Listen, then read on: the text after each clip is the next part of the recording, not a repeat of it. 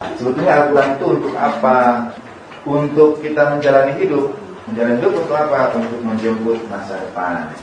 Tafsir itu juga ditujukan agar kita mengetahui masa depan. Al-Quran menyimpan rahasia untuk kehidupan yang akan datang. Ia bukan bercerita kisah yang lalu saja kemudian kita jadikan pelajaran. Tidak. Tapi senarai rahasia yang Allah Ta'ala simpan dalam Al-Quran itu yang membantu kita menjemput masa depan. Dan disebut al-ilmu bil mustaqbal, ilmu masa depan. Misalnya dalam mazhab Ahlul Bait alaihi wassalatu wassalam, hampir semua kisah Nabi itu menjadi hujjah untuk memperkuat kehadiran imam zaman radhiyallahu ta'ala anhu. Bagaimana mungkin imam zaman berusia panjang? Allah Ta'ala hadirkan kisah Nabi Nuh yang dakwahnya saja walabisa fi qaumihi alfasanatin illa khamsina ama, 1000 tahun kecuali 50, dakwahnya saja 950 tahun. Surat yang paling begitu banyak menyimpan tentang tanda-tanda rahasia imam zaman ajalullah ta'ala fadhlu syarif adalah surat Nabi Yusuf alaihissalam. Suratnya itu adalah surat ke-12. Surat Nabi Yusuf itu surat ke-12.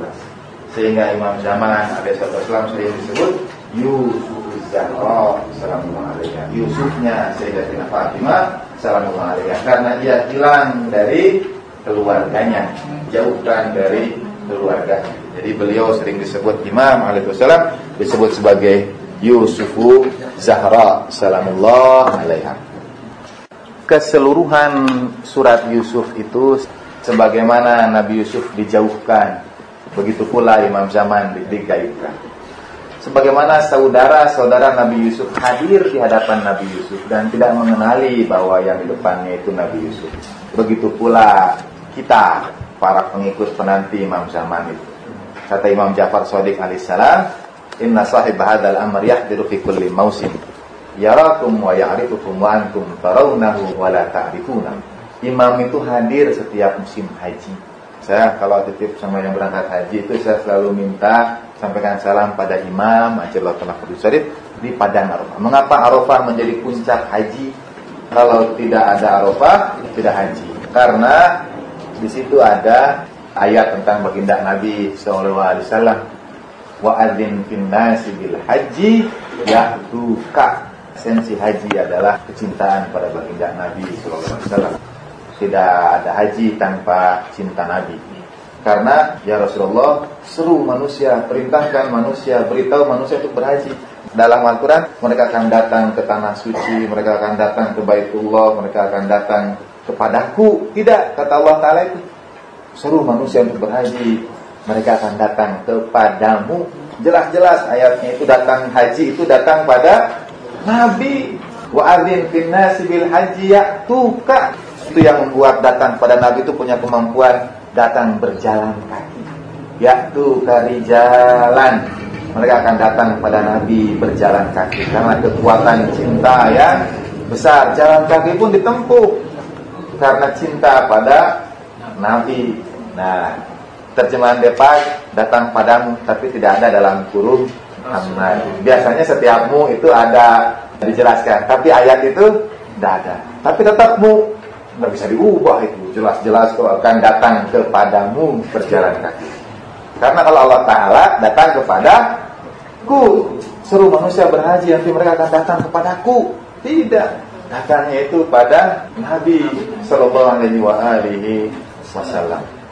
Itulah yang membuat Arafah istimewa, karena di sana hadir Ibn Rasulullah Sallallahu Alaihi Wasallam, putra Nabi SAW, yang tanpa kehadiran hujjah putra Nabi itu tidak haji, karena datangnya itu padamu, pada Nabi. Ya tuka, datang pada Nabi.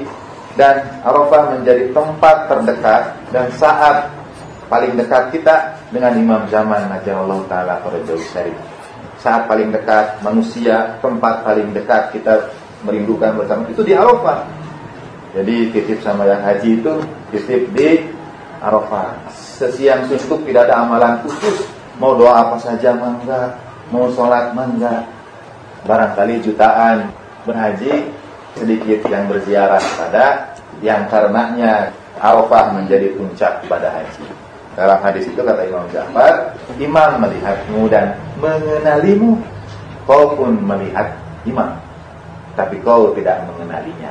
Kalian melihatnya, tapi kalian tidak mengenalinya. Sebagaimana saudara-saudara Nabi Yusuf alaihissalam datang kepada Nabi Yusuf berhadapan-hadapan, minta tolong, ngobrol, tapi tidak tahu. Baru kemudian mereka berkata setelah disingkapkan tirai, innaka la anta Yusuf, sesungguhnya engkaulah itu Yusuf. Kesamaan berikutnya, Nabi Yusuf itu menyimpan baju Nabi Ibrahim alaihissalam. Begitu dia sampaikan pada ayahnya, la taqsus ru'yaka, jangan kau kisahkan mimpimu itu. Kemudian Nabi Yakub menyerahkan pakaian Nabi Ibrahim alaihissalam yang membuat Nabi Ibrahim tenang, tentram di dalam api. Jadi waktu Nabi Ibrahim dibakar, Nabi Ibrahim itu pakai jubah mukjizat, sehingga jubah itu membuat Nabi Ibrahim tenang, tentram karena api. Jubahnya serahkan turun-temurun kepada putra-putranya sampai Nabi Yakub, sampai Nabi Yusuf. Kemudian dipakai, kata Nabi Yusuf, itu yang menghangatkanku di sumur yang gelap, dingin, di padang pasir, karena ia pakai baju Nabi Ibrahim. Baju yang sama ia simpan terus bertahun-tahun sampai dia jadi raja. Sehingga kemudian untuk menunjukkan pada Nabi Yakub alaihissalam bahwa ia adalah Nabi Yusuf, diserahkan lagi bajunya, yang dengan itu fartadda basiro. Kemudian Nabi Yakub bisa melihat lagi. Mukjizat baju Nabi Yakub nabi, tapi tetap ada wasilah baju.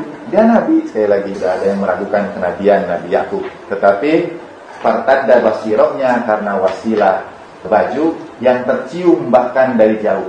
Jadi begitu memasuki perbatasan, inilah ajidu riha Yusuf, sesungguhnya aku mencium wewangian Yusuf, gitu kata Nabi Yakub.